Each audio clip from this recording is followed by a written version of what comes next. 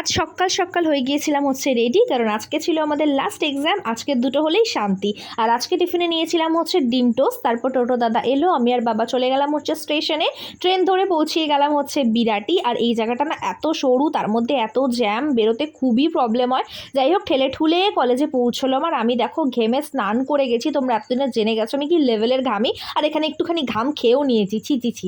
যাই হোক, তারপর অনেকক্ষণ পর রুম খুললো, এসিতে ঢুকে একটু শান্তি। ফার্স্ট এক্সামের পর আমাদের আবার এখানে টিফিনের মেলা বসেছে। আবার হাবিবুল্লাহ আমাদের জন্য মাটনও করে নিয়ে এসেছিল। তো সমস্ত টিফিন একসাথে সবাই মিলে খাওয়া দাওয়া করে সেকেন্ড এক্সাম দিয়ে ট্রেনে করে চলে এলাম হচ্ছে বাড়ি। আর এখানে না আমি জুলাই মাসেই আমি ওয়াইফাই নিয়ে নিয়েছি, না হলে না বড় ভিডিওগুলো দিতে খুবই প্রবলেম হয়। আর এখানে দেখো আমি জীবনে 10 থেকে 12 বার ব্লাড টেস্ট করেছি, আজ অব্দি কখনো আমার হাতের অবস্থা এরকম হয়নি। পুরো ফুলে নীল হয়ে চাকতি বেঁধে গেছে, এখনো হাত আমি নাড়তে পারি না। আর এদিকে রাতের জন্য বানাচ্ছিলাম হচ্ছে চিকেন, তারপর একটুখানি চকলেট খাচ্ছিলাম। তো এভাবেই আজকের দিনটা কাটলো।